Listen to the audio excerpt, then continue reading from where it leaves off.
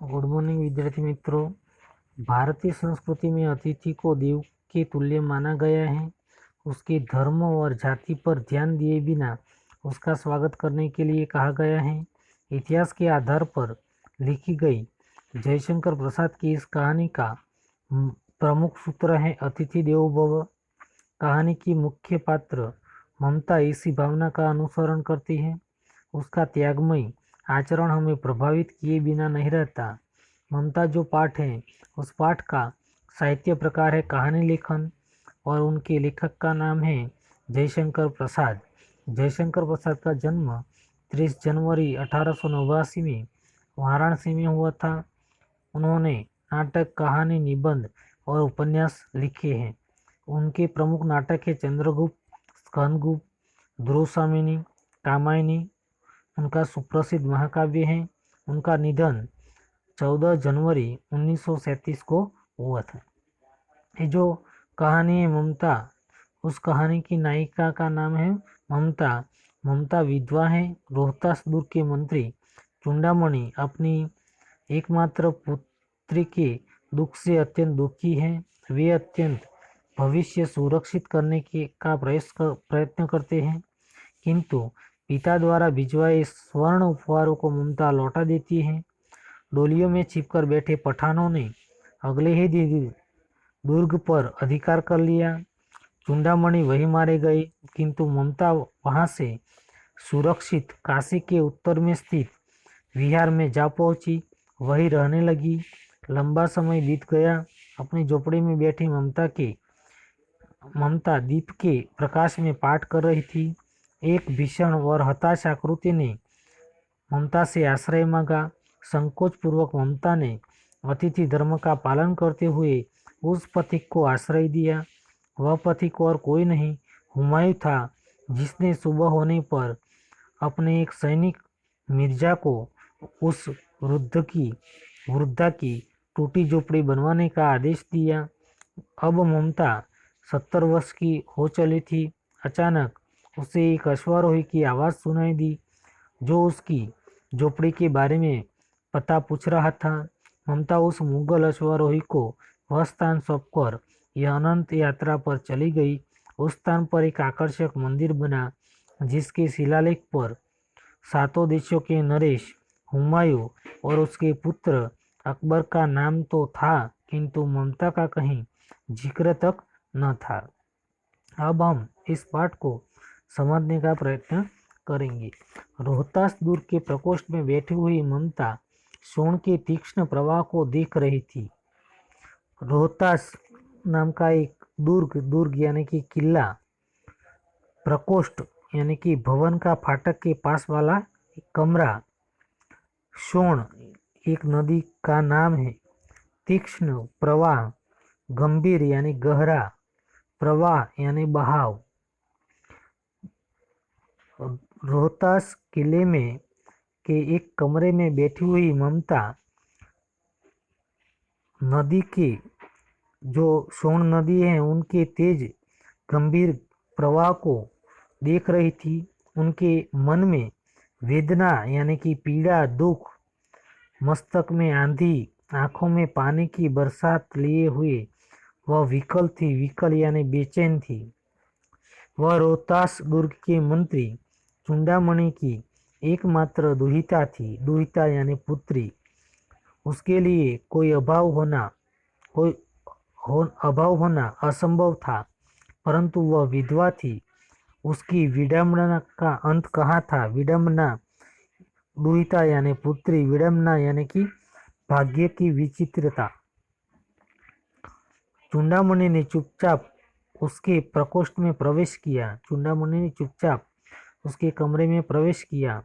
सोन के प्रवाह यानी कि सोन नदी के प्रवाह और उसके कलनाद यानी कि पानी की आवाज में ममता अपना जीवन मिलाने में बेसुध यानी कि तल्लीन थी, बेखबर थी। पिता का आना न जान सकी। चूड़ामणि व्यथित हो उठे। व्यथित होना यानी कि पीड़ित हो जाना। स्नेह पालिता पुत्री के लिए क्या करे यह स्थिर न कर सकते थे। स्थिर यानी कि निश्चित न कर सकते थे। लौटकर बाहर चले गए। ऐसा प्राय होता, परंतु आज मंत्री के मन में बड़ी दुश्चिंता थी। उनके पैर सीधे पड़ते न थे। एक पहर बीत जाने पर वे फिर ममता के पास आए। उस समय उनके पीछे 10 सेवक चांदी के बड़े थालों में कुछ लिए खड़े थे। कितने ही मनुष्यों के पद शब्द सुनकर ममता ने घूमकर देखा। पद शब्द यानी कि पाँवों की आवाज सुनकर ममता ने घूमकर देखा। मंत्री ने सब थालों को रखने का संकेत दिया। अनुचर थाल रखकर चले गए। अनुचर यानी कि सेवक। ममता ने पूछा, क्या है पिताजी? तो उसके पिताजी ने कहा, तेरे लिए है बेटी, उपहार है। उपहार यानी भेंट, सौगात। कहकर चूड़ामणि ने आवरण उलट दिया। आवरण यानी कि ढका हुआ वस्त्र, पर्दा हटा दिया। स्वर्ण का पीलापन उस सुनहरी संध्या के में विकीर्ण होने लगा। विकीर्ण होना यानी फैल जाना। ममता चौंक उठी। इतना स्वर्ण यह कहाँ से आया? स्वर्ण यानी सोना। इतना सोना कहाँ से आया? तो उसके पिता चूड़ामणि ने कहा, चुप रहो ममता, यह तुम्हारे लिए है। तो ममता कहने लगी, तो क्या आपने शत्रु का उत्क्रोध स्वीकार कर लिया? उत्क्रोध यानी रिश्वत, घूस स्वीकार कर ली। पिताजी, यह अनर्थ है। अर्थ नहीं, अनर्थ यानी बहुत बुरा है। लौटा दीजिए पिताजी, हम लोग ब्राह्मण हैं। इतना सोना लेकर क्या करेंगे? इस पतन उन्मुख प्राचीन सामंत वंश का अंत समीप है बेटी। किसी भी दिन शेरशाह रोहतास दुर्ग पर अधिकार कर सकता है। उस दिन मंत्रित्व न रहेगा। तब के लिए बेटी, पतनोन्मुख यानी कि जिसका पतन नजदीक हो। पतन यानी कि विनाश, जिसका पतन विनाश शीघ्र होने वाला हो। मंत्रित्व यानी कि मंत्री पद। हे भगवान, विपद यानी कि मुश्किल के लिए इतना आयोजन। परम पिता की इच्छा के विरुद्ध इतना साहस। पिताजी, क्या भीख न मिलेगी? क्या कोई हमें 2 मुट्ठी अन्न न देगा? यह असंभव है। फेर दीजिए यानी कि लौटा दीजिए पिताजी। मैं कांप रही हूँ। इसकी चमक आंखों को अंधा बना रही है। मूर्ख है कहकर चूड़ामणि चले गए। दूसरे दिन जब डोलियों में तांता आ रहा था तो मंत्री चूड़ामणि का हृदय धक धक करने लगा। हृदय धक धक करना यानी कि घबराना। वे अपने को रोक न सके। उन्होंने जाकर रोहतास दुर्ग यानी कि किले के तोरण पर डोलियों का आवरण खुलवाना चाहा। आवरण यानी कि ढका हुआ वस्त्र, पर्दा हटाने के लिए कहा। तो पठानों ने कहा, यह महिलाओं का अपमान करना है। बात बढ़ गई, तलवारें खींची गई। मंत्री वहीं मारे गए। राजा रानी और कोष यानी खजाना सब छली यानी कपटी शेरशाह के हाथ पड़ गए और निकल गई ममता। यानी कि जो पठान थे वह सब कुछ लूट लेते हैं और ममता वहीं से भाग निकलती है। उनके पिता का निधन हो जाता है। डोली में भरे हुए पठान सब सैनिक दुर्ग भर में किले में फैल गए, परंतु ममता न मिली। काशी के उत्तर में स्थित एक धर्मचक्र विहार में मौर्य और गुप्त सम्राटों के कीर्ति का खंडहर था।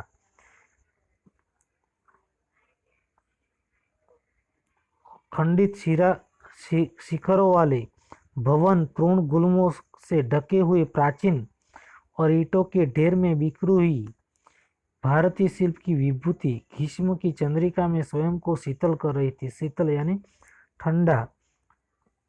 तृणगुल्म यानी कि घास और लताएं, झाड़ी। विभूति यानी समृद्धि।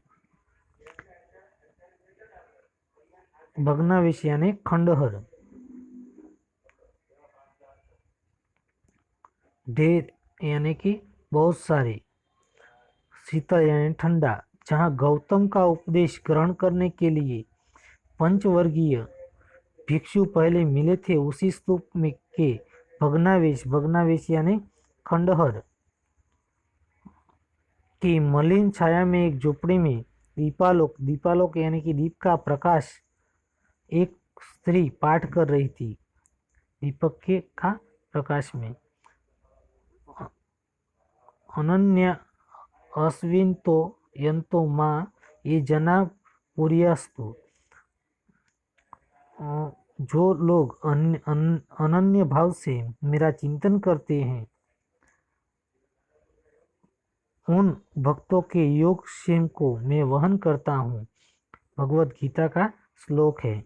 पाठ रुक गया। एक भीषण और हताश आकृति दीपक के मन प्रकाश में सामने खड़ी थी। स्त्री उठी।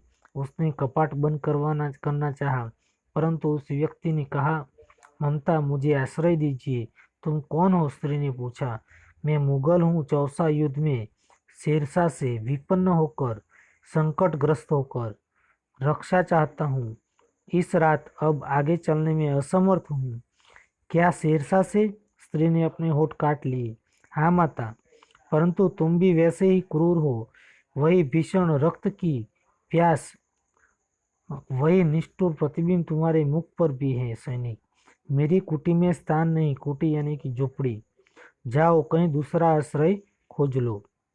गला सूख रहा है, साथी छूट गए हैं, अश्व गिर गए हैं, इतना थका हुआ हूँ। इतना कहते कहते वह व्यक्ति धम से बैठ गया। उसके सामने पूरा ब्रह्मांड घूमने लगा। स्त्री ने सोचा, यह विपत्ति यानी कि मुश्किल कहाँ से आई? उसने जल दिया, मुगल के प्राणों की रक्षा हुई। वह सोचने लगे कि अब ये सब दया के पात्र नहीं, मेरे पिता का वध करने वाले आतताई यानी कि अत्याचारी दुष्ट घृणा से उसका मन विरक्त हो गया। विरक्त यानी खिन्न, दुखी हो गया। स्वस्थ होकर मुगल ने कहा, माता तो फिर मैं यहाँ से चला जाऊँ? स्त्री विचार कर रही थी, मैं ब्राह्मणी हूँ, मुझे तो अपना धर्म अतिथि देव के सत्कार का पालन करना चाहिए, परंतु यहाँ नहीं। ये सब दया के पात्र नहीं, परंतु दया तो नहीं, कर्तव्य करना है। तब मुगल अपनी तलवार टेक कर उठ खड़ा हुआ। ममता ने कहा, क्या आश्चर्य है कि तुम भी छल कपट न करो। ठहरो, छल नहीं, तब तो नहीं स्त्री। जाता हूँ। तैमूर का वंशधर स्त्री से छल करेगा? जाता हूँ, भाग्य का खेल है। ममता ने कहा, यह कौन दुर्ग है? यही झोपड़ी न? जो चाहे ले लो, मुझे तो अपना कर्तव्य निभाना पड़ेगा। जाओ भीतर थके हुए पथिक। तुम चाहे तो कोई भी हो, मैं तुम्हें आश्रय देती हूँ। सब अपना धर्म छोड़ देते तो क्या मैं भी छोड़ दूँ? मुगल ने चंद्रमा के मन प्रकाश में वह महिमामय मुखमंडल देखा। उसने मन ही मन नमस्कार किया। ममता पास के टूटी हुई दीवारों में चली गई। भीतर अंदर थके पथिक ने झोपड़ी में विश्राम किया, आराम किया। प्रभात में खंडहर की संधि में ममता ने देखा सैकड़ों हजारों अश्वारोही उस प्रांत में विस्तार में प्रदेश में घूम रहे थे। वह अपनी मूर्खता पर स्वयं को खुद को कोसने लगी। एकाएक झोपड़ी से निकलकर उस पथिक ने कहा, मिर्जा मैं यहाँ हूँ। शब्द सुनते ही प्रसन्न की चित्कार ध्वनि से वह प्रांत गूंज उठा। ममता अधिक भयभीत हुई। पथिक ने कहा, वह स्त्री कहाँ है? उसे खोद निकालो। ममता छिपने के लिए अधिक सचेष्ट हुई। सचेष्ट यानी कि सावधान। वह मृगदाव में चली गई। मृगदाव यानी कि शिकारियों से बचने के लिए मृगों के छिपने का वन। दिन भर उसमें से न निकली। संध्या हो गई। वे लोग जाने लगे। ममता ने सुना पथिक घोड़े पर सवार होते हुए कह रहा था, मिर्जा उस स्त्री को मैं कुछ न दे सका। उसका घर बनवा देना, क्योंकि मैंने मुश्किल में विपत्ति में यहाँ विश्राम पाया था। वह स्थान भूलना मत। इसके बाद वे वहाँ से चले गए और चौसा के मुगल पठानों युद्ध को बहुत दिन बीत गए। ममता अब 70 वर्ष की वृद्धा है। एक दिन वह अपनी झोपड़ी में पड़ी थी। शीतकाल का प्रभाव था। उसका जीर्ण यानी कि सूक्ष्म कंकाल शरीर का ढांचा, जीर्ण यानी कि वृद्ध, जर्जर, और कंकाल यानी कि शरीर का ढांचा।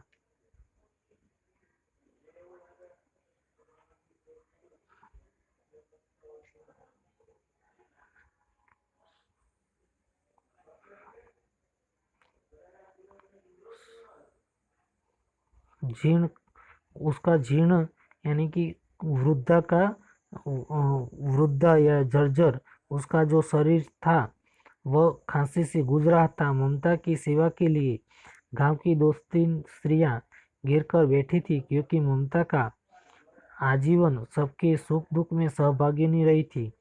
ममता ने जल पीना चाहा। एक स्त्री ने सीपी से जल पिलाया। सहसा अचानक एक अश्वारोही उसी झोपड़ी के द्वार पर दिखाई पड़ा। वह अपनी धुन में कहने लगा, मिर्जा ने जो चित्र बनवा कर दिया है वह उस वह तो उसी जगह का होना चाहिए। वह बुढ़िया मर गई होगी। अब किससे पूछूं कि एक दिन सहसा हुमायूं किस छप्पर के नीचे बैठे थे। यह घटना भी 4700 वर्ष से ऊपर की हुई। ममता ने अपने विकल कानों से सुना। उसने पास की स्त्री से कहा, उसे बुलाओ। अश्वरोही पास आया और ममता ने रुक रुक कर कहा, मैं नहीं जानती वह सहंसा था या साधारण मुगल, पर एक दिन उसी झोपड़ी में नीचे रहा। मैंने सुना था कि वह मेरा घर बनवाने की आज्ञा दे चुका था। भगवान ने सुन लिया। आज मैं उसे छोड़े जाते हूँ। अब तुम इसका मकान बनाओ या महल, मैं अपने चिर विश्राम में जाती हूँ। बुढ़िया के प्राण पंखेरु उड़ गए। वह अश्वारोही अवाक खड़ा रह गया। वहाँ एक अष्टकोण मंदिर बना और उस पर शिलालेख लगाया गया। 7 देशों के नरेश हुमायूं ने एक दिन यहाँ विश्राम किया था। उनके पुत्र अकबर ने उनकी स्मृति में, याद में यह विशाल बड़ा गगनचुंबी मंदिर बनवाया, और उसमें ममता का कहीं नाम न था। ममता से आश्रय मांगने वाला मुगल कौन था? हुमायूं। पिता द्वारा ली गई रिश्वत को ममता ने क्या कहा? अनर्थ। चौसा के युद्ध के कितने वर्ष बाद ममता की मृत्यु हुई? 47। मंत्री चूड़ामणि की दुहिता का नाम क्या था? ममता। ममता किस धर्म का पालन करना चाहती थी? अतिथि। ममता कहाँ छिप गई? मृगदाव में। ममता की सेवा कौन कर रहा था? महिलाएं। उत्कोच रिश्वत ठुकराने पर चूड़ामणि ने ममता को क्या कहा? मूर्ख। अष्टकोण मंदिर बने शिलालेखों में किसका नाम नहीं था? ममता का। मंत्री चूड़ामणि के साथ चांदी के थाल लेकर कितने सेवक आए थे? 10। तो यहाँ पर ये विकल्प समाप्त हुए। ये जो पाठ है वो भी पाठ समाप्त हुआ। अब हम अगले तास में ये जो अभ्यास है उस अभ्यास को लिखवाएंगे। अस्तु।